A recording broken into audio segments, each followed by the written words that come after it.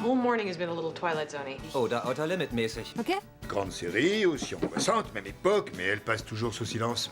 Oh, I'm sorry, I don't speak geek. Yep, stepped right in it.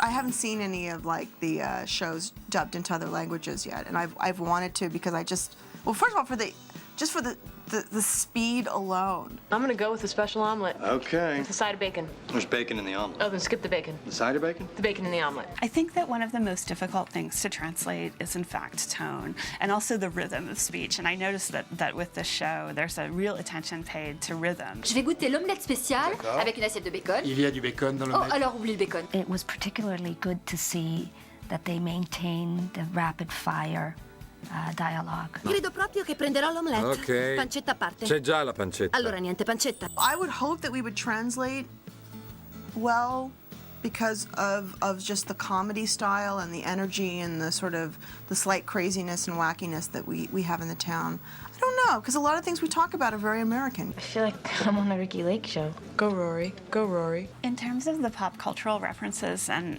how they're translated, often the translators leave the references in English. Und das zu feiern, wollen wir uns die Rocky Horror Picture Show. Rocky Horror Picture Show. Rocky Horror Picture Show. They chose to not dummy down any of them wherever they could. I mean, they chose to just stick with the same level of if the viewer gets it, they get it, and if they don't, they don't. We can sit at either end and play bagel hockey. Oh, bagel hockey! Jeder ein Ende und dann spielen wir Bagel Hockey. Oh, Bagel Hockey.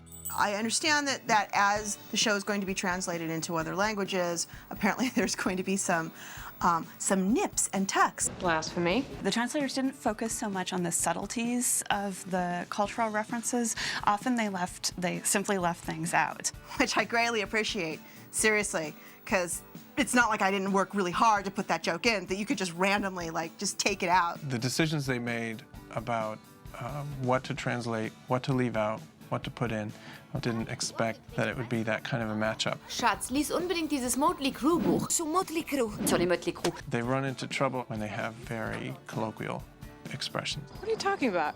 An idiom, a colloquialism, well, it's an expression that's culturally bound to whatever group is using it. Oh, lordy. Jeez, okay. Idioms and syntax. Go ahead. Your uniform is darling, really. I love the blue. Of course, I'm sure you look good in anything. Oh, yeah, you should see her in chaps. Chaps are an idiom for the United States, not an idiom for Italian. The way they translated it, Ma sono sicura che a te sta bene tutto. Sì, dovresti vederla in frac. Davvero? you should have seen her in her tux, which is funny, but not as funny as you should have seen her in her chaps.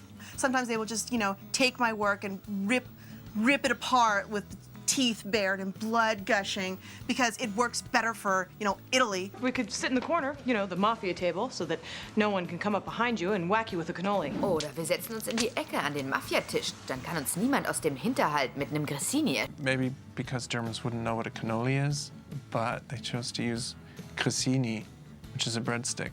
What are you talking about? To stab you with a breadstick instead of whack you with a cannoli. Are you serious? Tu ne risques pas qu'on t'arrive dans le dos et qu'on t'attaque à coups de graissin. They do not mention cannoli in French because I think cannoli would not be as recognizable as it is in the American context.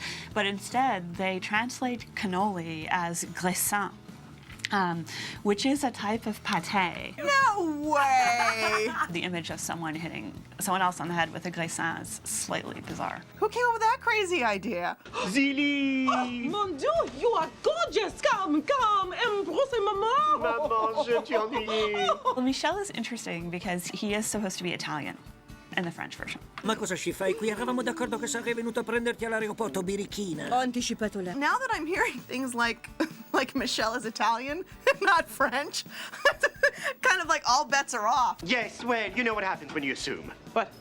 I don't know, something about a donkey. It's a stupid American phrase. I think that the show, for a French audience, probably has a kind of exotic appeal. I hope that they'll just, get the fun of it. I hope they'll enjoy the relationship. I hope that they tap into sort of the universal unconditional love of a parent to a child, because that's got to be universal. I'd like to go to Chateau Jean-Georges, La Jean-Georges in Paris. I'll look it up in Zagat and book the Concord. Arrivederci e mille grazie per la vostra attenzione.